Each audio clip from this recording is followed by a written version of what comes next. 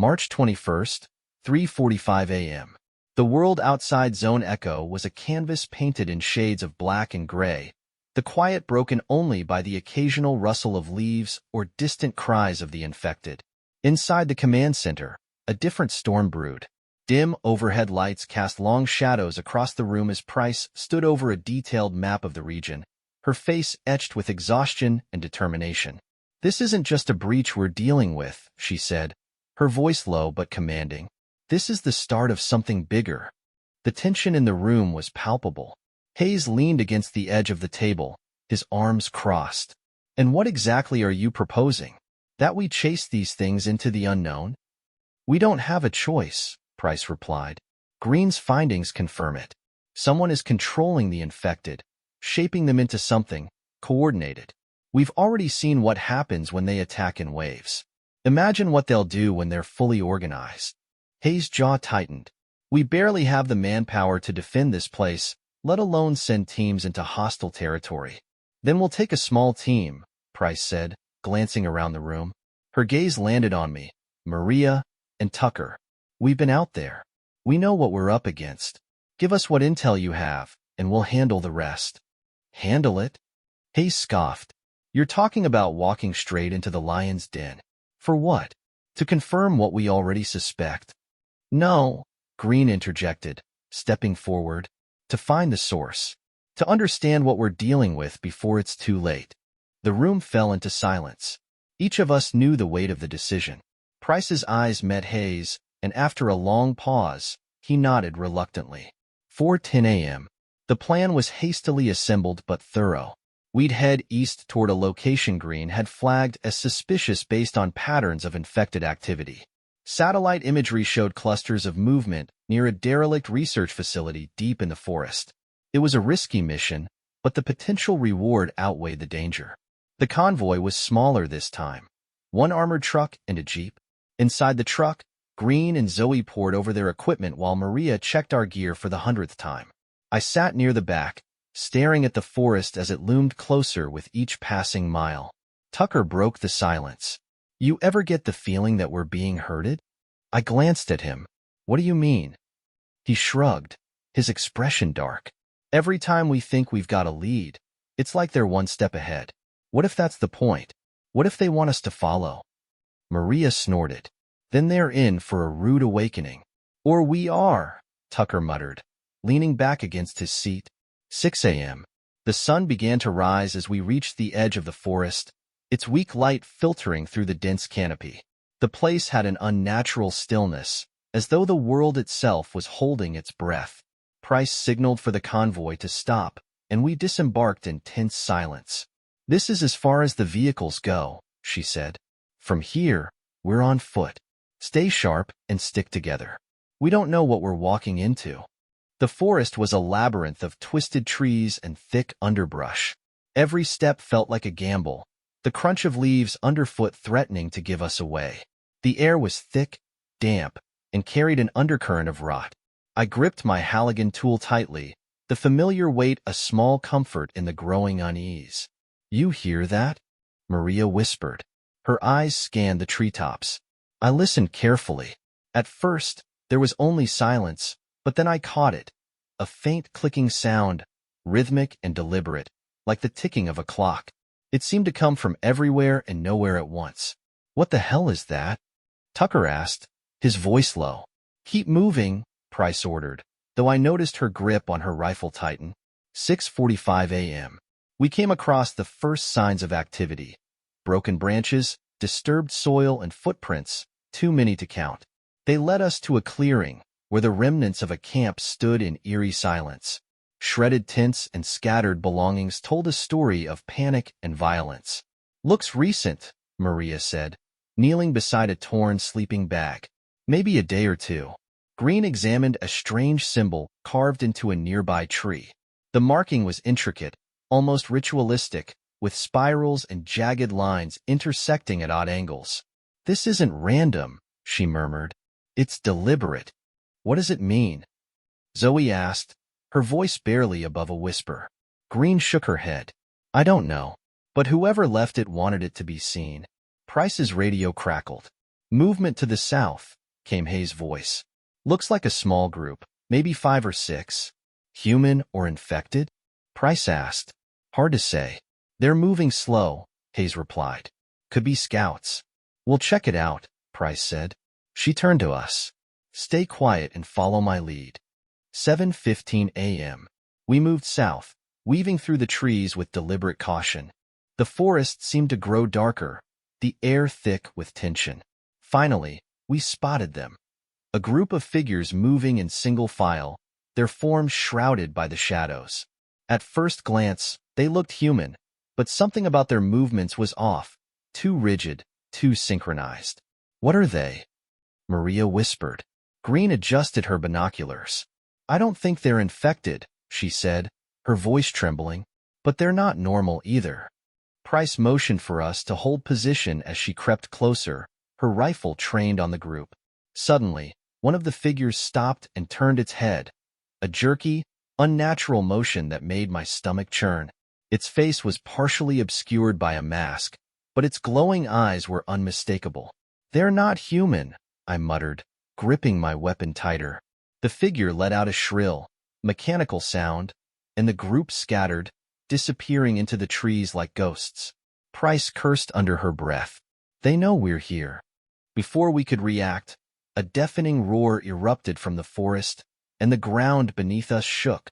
Trees splintered as a massive figure emerged, its hulking form covered in armor-like plating.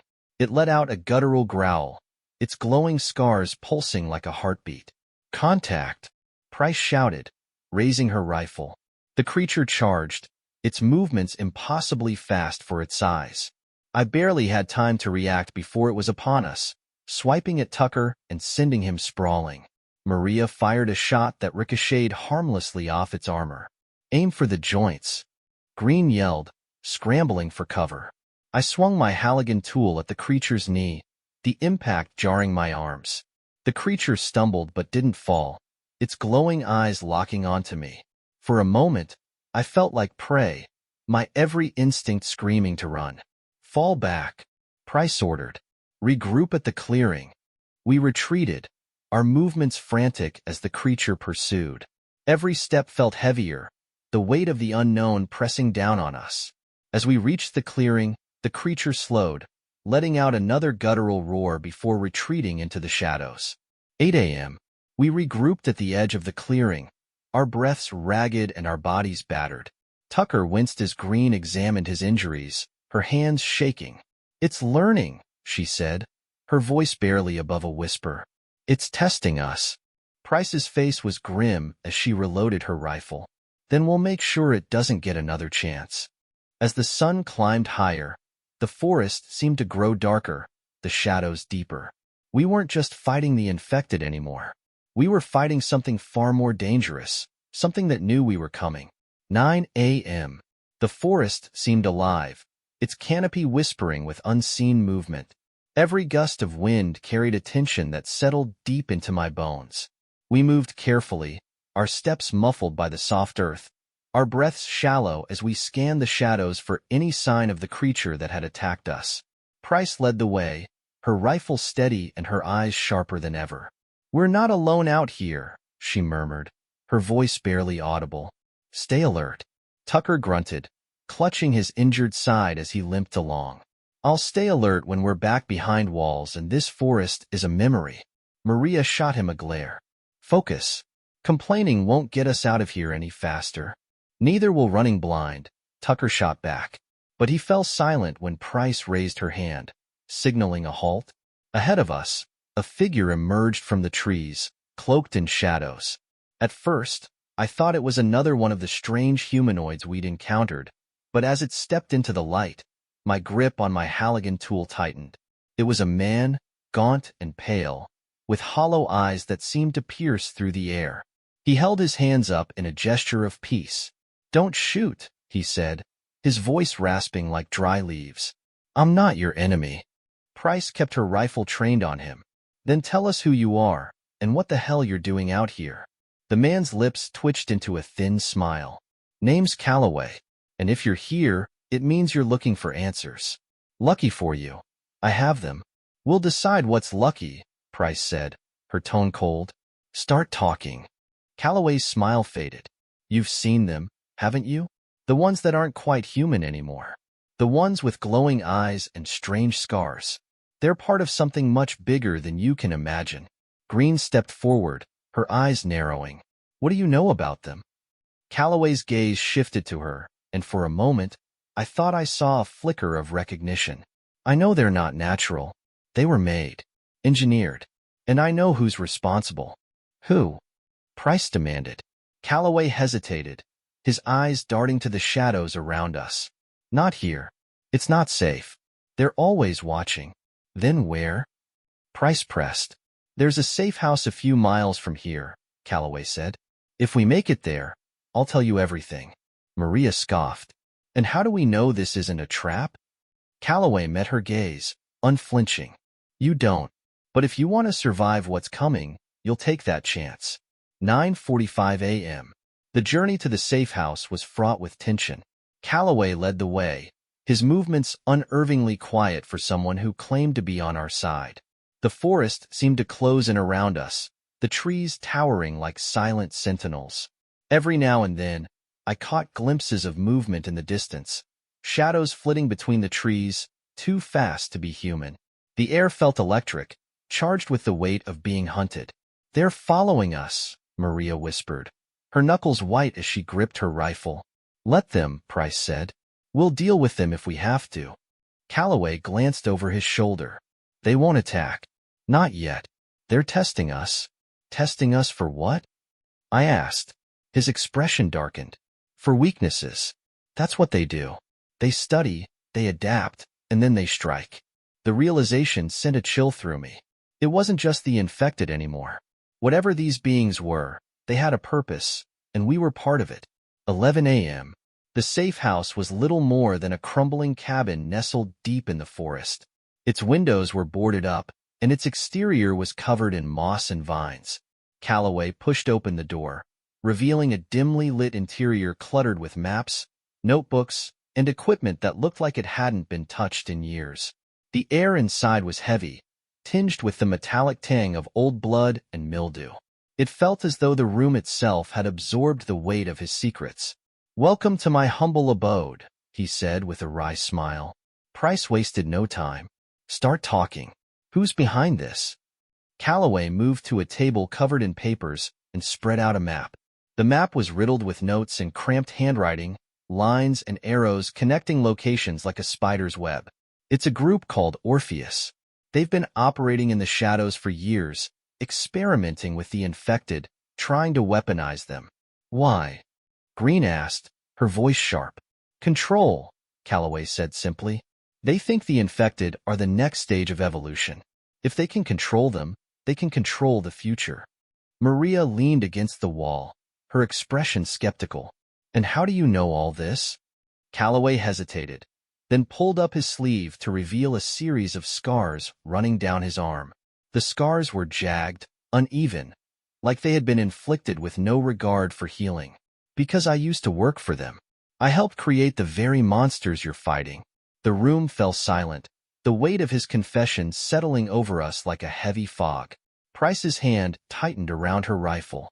Give me one good reason why I shouldn't shoot you right now.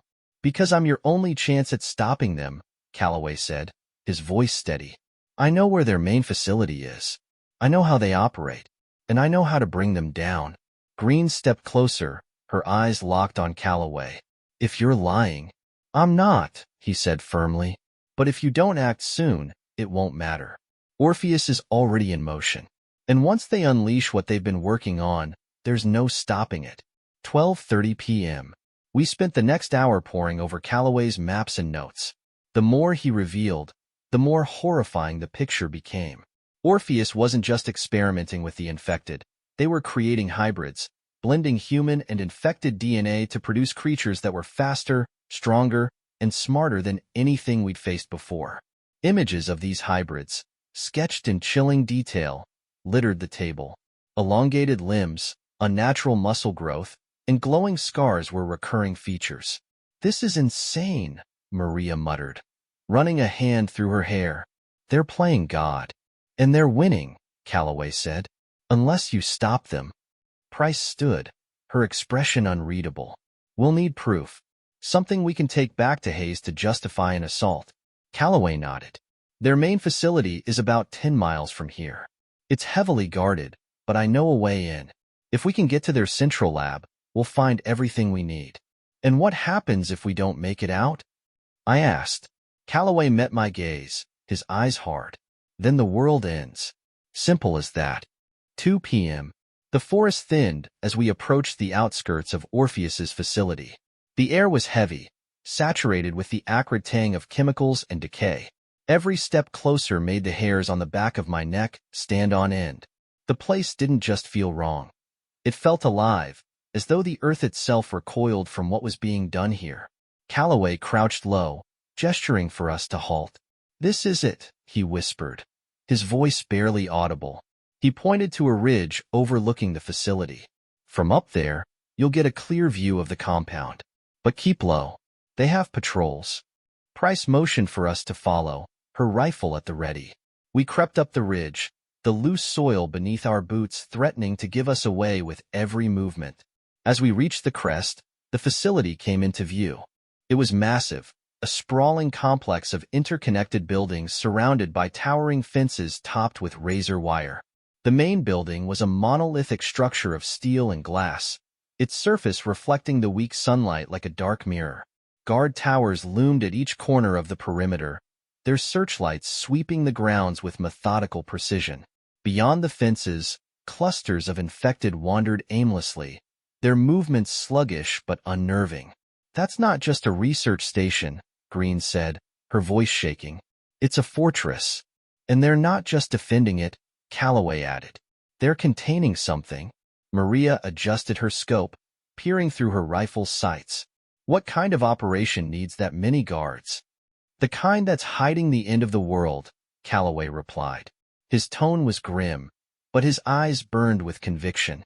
2:30 p.m.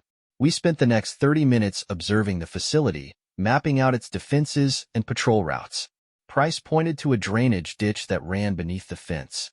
"That's our way in. We'll wait for the shift change at dusk. That'll be our best chance to slip past the guards." Tucker frowned.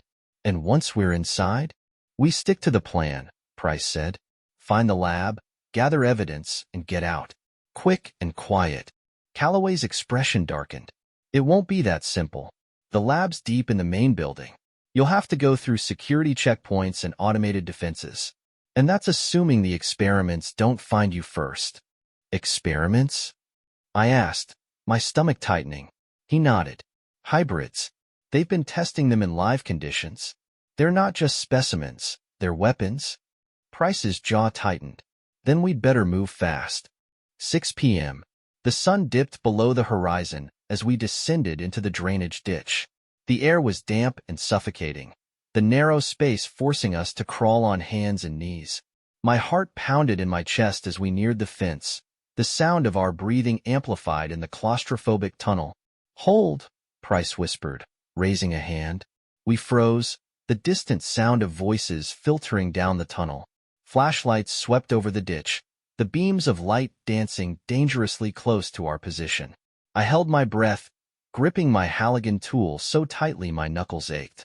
After what felt like an eternity, the voices faded, and the flashlights moved on. Price signaled for us to continue. We reached the base of the fence, where Calloway used a pair of bolt cutters to create an opening just wide enough for us to slip through. "Stay low," Price instructed, "and stay quiet." The grounds were eerily silent, the infected outside the perimeter barely acknowledging our presence. It was as though they were waiting for something, some unspoken command to spring into action. The hairs on the back of my neck stood on end as we moved toward the main building, sticking to the shadows. 6:30 p.m. Inside the facility, the atmosphere was suffocating. The air was cold and sterile, carrying the faint scent of chemicals and something metallic. The walls were lined with reinforced steel, and the fluorescent lighting cast harsh shadows that seemed to stretch endlessly down the corridors. Calloway led the way, his movements precise and practiced. "The lab's on sublevel 3, he said. "We'll need to take the elevator, but it's biometric access only." Leave that to me. We reached the elevator without incident, but my nerves were on edge. Every creak of the metal, every distant sound, felt like a harbinger of disaster. Calloway pressed his hand against the scanner, and the doors slid open with a soft chime. "Move," Price ordered, ushering us inside. The descent was agonizingly slow. The elevator's hum vibrated through the confined space, each second stretching into an eternity. When the doors finally opened, the sight before us took my breath away. The lab was massive, a cavernous space filled with rows of glass chambers. Inside each chamber was a creature unlike anything I'd ever seen. Some were humanoid, their features twisted and grotesque, while others were unrecognizable amalgamations of flesh and machinery. The air was filled with the faint hum of machinery and the rhythmic hiss of pressurized air. "This is worse than I imagined," Green whispered, her eyes wide with horror. "Take what you need," Price said. "We're not staying any longer than we have to." Green began photographing the chambers, her hands trembling as she recorded the data displayed on the monitors. Meanwhile, Maria and Tucker stood guard near the elevator, their weapons ready. Calloway moved to a console, typing furiously. "I can access their files from here. If we can get this data back to Zone Echo, it'll blow the lid off their entire operation." "Hurry," Price urged. "We're on borrowed time." As Calloway worked, a low growl echoed through the lab. My blood ran cold as I turned to see one of the chambers empty, its glass shattered. A trail of viscous fluid led from the chamber to the shadows beyond. "We've got company," I said, gripping my Halligan tool tightly. The growl grew louder, and from the darkness emerged a creature unlike anything I'd ever seen. It was massive, its elongated limbs ending in razor-sharp claws. Its glowing scars pulsed rhythmically, and its eyes burned with a malevolent intelligence. "Hold your fire," Price ordered. "We don't want to bring the whole facility down on us." The creature lunged, its movements impossibly fast. I swung my Halligan tool, the impact jarring my arms as the creature recoiled. Maria fired a shot, the suppressed sound barely audible, but it only seemed to anger the beast. "We need to move," Tucker yelled. Calloway grabbed a portable drive from the console. "I've got the data. Let's go." We sprinted for the elevator, the creature hot on our heels. As the doors slid shut, it slammed against them, its claws raking deep gouges into the metal. The elevator shuddered as it ascended, the creature's roars echoing through the shaft. 7 p.m. Back on the surface, the facility's alarms blared, and the compound erupted into chaos. Guards scrambled to contain the breach as infected swarmed the perimeter, their movements unervingly coordinated. "We're not getting out the way we came," Price said, her eyes scanning the chaos. "We'll have to fight our way through." "Then let's make it count," Maria said, raising her rifle. We pushed forward, bullets and claws flying as we fought our way to the edge of the compound. The portable drive was our lifeline, and we weren't leaving without it. The stakes had never been higher, and failure wasn't an option.